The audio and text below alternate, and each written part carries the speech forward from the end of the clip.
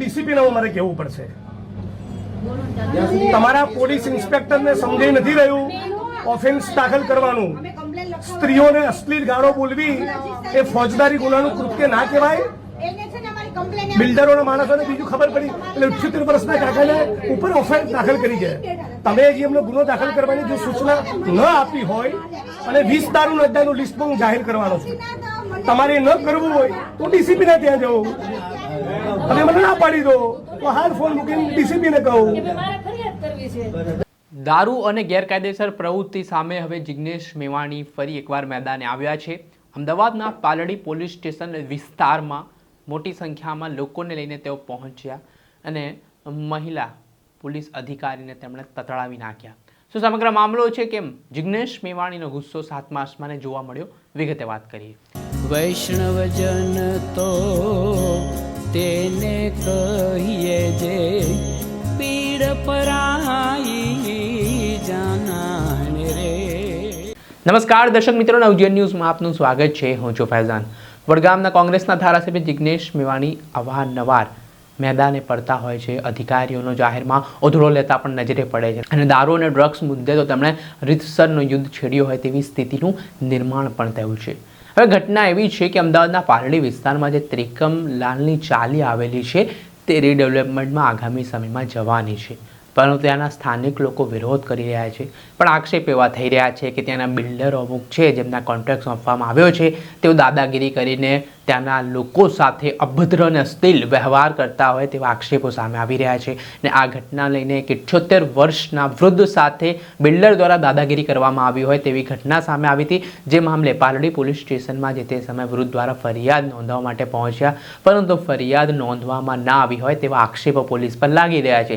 આ ઘટનાની જાણ ત્યાંના લોકોએ વડગામના કોંગ્રેસના ધારાસભ્ય જિગ્નેશ મેવાણીને કરી અને જિગ્નેશ મેવાણી મોટી સંખ્યામાં ત્યાંના સ્થાનિક લોકોને સાથે રાખીને પાલડી પોલીસ સ્ટેશન પહોંચ્યા હતા, જ્યાં તેમણે ગેરકાયદેસર દારૂના જે અડ્ડાઓ ધમધમતા હોય તેવા આક્ષેપો સાથે પોલીસ સ્ટેશનમાં મહિલા પોલીસ અધિકારીને ચેતવણી આપતા શું કહ્યું તે સાંભળો.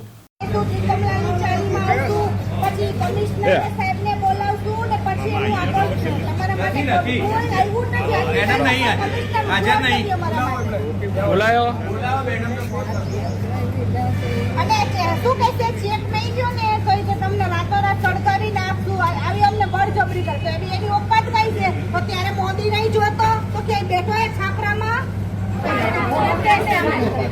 મારી નાખશું અમે ચાલી નાખશું સમજી તમે નહીં લેવા પાડી નાખશું અને આ વસ્તુ અમે બીએસએસ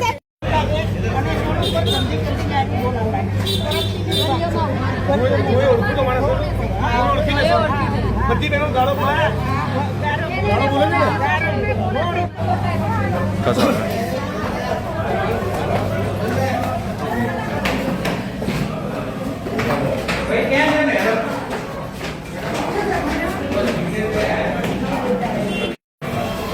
આ બાજુ પીએસઓ કોણ છે અહીંયા તમે પીઆઈ પીઆઈને ફોન કરીને એવું કહો કે જિગ્નેશભાઈ એવું કીધું છે કે તમારા એસીપી નહીં આવે ત્યાં સુધી હું પોલીસ સ્ટેશન નહીં છોડું. આવું એમને જાણ કરો. ધન લઈને પોલીસ કમિશનરના બંગલાએ જઈશ, એમના ઘરે કચેરીએ નહીં. આવું જિગ્નેશભાઈ કહે છે.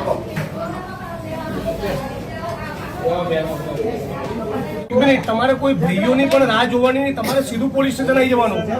અને જે ગાળ કોણ કરી તમે ફરિયાદ પોલીસ સ્ટેશનમાં એવો શબ્દ વપરાય છે કે આ તમારી ત્યાંની મેટર છે. ખૂન ખરાબા થઈ ગયો હોય તો મારી પાસે આવો તો હું એનું સોલ્યુશન હલ કરી શકીશ. તો અમે કોઈનું ખૂન કરીને પછી આવી તો થઈ શકે, બીજું તો આનો કોઈ હલ નથી અમારે. મારા મારી કેસ હું કઈ વાતમાં જાણતો નહોતો. મારું નામ મારા બનીને કેસમાં તમારું નામ લખાવ્યું. માણસ મારામારી કરે તરત પોલીસે ફરિયાદ લઈ લીધી. અહીંયા બધા તમને મળવા માંગે છે. હા, આ 78 વર્ષના કાકાએ બિલ્ડરના લોકો ઉપર હુમલો કર્યો, તમે આમની સામે ઓફેન્સ દાખલ કર્યો. જાઓ ઉભા.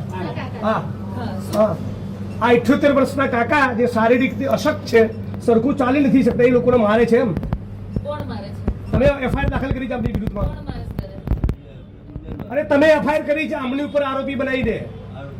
એ જોઈ લેશું. શું FIR થઈ છે, કોણે બીજું આ બિલ્ડરોના માણસો બધાને અશ્લીલ ગાળો બોલી દે છે બધી બહેનોને.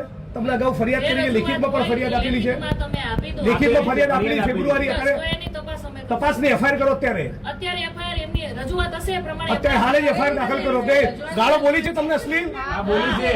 એક જ વ્યક્તિ બોલો શાંતિથી, કેમ કે તમે 100 જણ બોલશો હું એક જ સાંભળું છું, એટલે શાંતિથી રજૂઆત કરો. બીજું તમારા કોચરબના ઠાકોરવાસમાં દેશી દારૂનો અડ્ડો ચાલે છે. એ રેડ પડાઈ દેશું, મળી બીજું આવશે તો કેસ બાબુ ઠાકોરનો બીજો કોચરબમાં દારૂનો અડ્ડો ચાલે છે. ત્રીજો અડ્ડો ચાલે છે ઇંગ્લિશનો ઝાલાનો. જ્યાં દારૂ ચોથો ચાલે છે કોચરબમાં ભીલવાસનો કેમ ચાલે છે એ જવાબ પૂછવા આવે છે. કેમ દારૂના અડ્ડા ચાલે છે? તમે 78 વર્ષના વડીલ ઉપર ઓફેન્સ દાખલ કરો છો તો આ બધા બુટલેગરો પર ઓફેન્સ દાખલ કરો. હે પછી ખુલ્લેઆમ અડ્ડા ચાલે છે ને? ભઈ ચાલે છે બધા? હા. પછી વિશાલ મહેતાનો અડ્ડો ચાલે છે. કેમ અડ્ડા ચાલે છે? જવાબ આપો. જ્યાં દારૂ વેચાતો હશે અમારા ધ્યાનમાં આવશે. આજે અત્યારે બધું બંધ કરાવો. કોણ છે એનો વહીવટદાર? કોઈ વહીવટદાર નથી. નથી. આ તો એમને દારૂના અડ્ડા ચાલે છે. હા, એ જોઈ લેશું, મળી હે? આવશે તો કેસ એમને દારૂના અડ્ડા ચાલે છે. લખો બધી રજૂઆત FIR કરો. એક મિનિટ બીજી રજૂઆત કરો. તમે ડિસમિસ કરવા માંગો છો? પહેલા એક મિનિટ આ વાતનો જવાબ આપો. આ વડીલની ઉપર લેખિતમાં અરજી આપેલી છે. આ લેખિત ફરિયાદ આપેલી છે. અમારે જે રજૂઆત હોય એ તમે આપી દો, બરાબર? રજૂઆત એક જ જગ્યાએ FIR દાખલ કરો. અને જ્યાં દારૂ વેચાતો હશે ત્યાં મળી આવશે તો કેસ કરશું. બિલ્ડરના મળે ત્યાં સુધી કોઈ ફરિયાદ થઈ નથી. કાલ સવારે મને ફરિયાદ નહીં જોઈએ. ઓકે. તમારા જ્યુરિસ્ડિક્શનમાં દારૂના અડ્ડા મને લાગે છે તમારા ડીસીપી ને મારે કહેવું પડશે. તમારા પોલીસ ઇન્સ્પેક્ટરને સમજાઈ નથી રહ્યું ઓફેન્સ દાખલ કરવાનું. સ્ત્રીઓને અશ્લીલ ગાળો બોલવી એ ફોજદારી ગુનાનું કૃત્ય ના કહેવાય. એને છે ને અમારી કમ્પ્લેન બિલ્ડરોના માણસોને બીજું ખબર પડી એટલે 78 વર્ષના કાકાને ઉપર ઓફેન્સ દાખલ કરી છે. તમે હજી એમનો ગુનો દાખલ કરવાની જો સૂચના ન આપી હોય અને 20 દારૂના અડ્ડાનું લિસ્ટ પણ હું જાહેર કરવાનો છું. તમારે ન કરવું હોય તો ડીસીપી ને ત્યાં જવું અને મને ના પાડી દો તો હાલ ફોન મૂકીને ડીસીપી ને કહું. કે મારે ફરિયાદ કરવી છે. ના ના અત્યારે હાલ તમે પેલા પાલડી પીએની પાલડી પીએને તમે સૂચના આપો. 5 ફેબ્રુઆરીથી ફરિયાદ આપી છે FIR કરે એમાં. હું FIR ની કોપી લઈને પછી જઈશ. તમે એમને આદેશ કરો.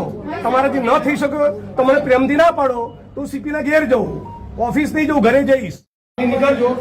અને બેન આપણને એકદમ વિનંતી અને શિસ્ત ભાષામાં કહું છું, આવતીકાલ સાંજનો સૂર્ય અસ્ત થાય ત્યાં સુધી તમારા જ્યુરિસ્ડિક્શનમાં દારૂ જુગારની એક વસ્તુ મનાઈ બધાની વચ્ચે કહું છું 4 તારીખે 11 વાગે ડીસીપી જોન સાથની કચેરીએ તમારા સસ્પેન્શનની માગણી લઈ જઈશ. હું કહું એટલે કરવું જ. Take it be seriously. અને કોઈ પણ માણસ તમારા સ્ટાફ ઊંચા અવાજમાં બિલકુલ વાત ના કરે. કેમ જિગ્નેશભાઈ આવ્યા હતા, કોઈ ટણી બની ના જોઈએ. ઓકે દાદા આવી ગયા. આપણે જોયું આ વડગામના કોંગ્રેસના ધારાસભ્ય જિગ્નેશ મેવાણીનું આ રૌદ્ર સ્વરૂપ, જેમાં તેઓ મહિલા પોલીસ અધિકારીને કહી રહ્યા છે કે તમારા વિસ્તારમાં જે દારૂના અડ્ડાઓ ચાલતા હોય તો સાંજ સુધી બંધ થઈ જવા જોઈએ, નહીંતર ઝોન 7ની કચેરીએ તમારા ડીસીપીની કચેરીએ બહાર જઈને હું ધરણા પર બેસીશ ને તમારા સસ્પેન્શનની માંગ કરીશ. જે રીતે જિગ્નેશ મેવાણીએ પોતાનો આક્રમક સ્વરૂપ બતાડ્યો છે તેના કારણે પાલડી પોલીસ દોડતી થઈ છે. દર્શક મિત્ર, આવા જ નવા વિડીયો સાથે આપણે માહિતગાર કરતા રહીશું, એટલે નવજીવન ન્યૂઝ જોતા રહો.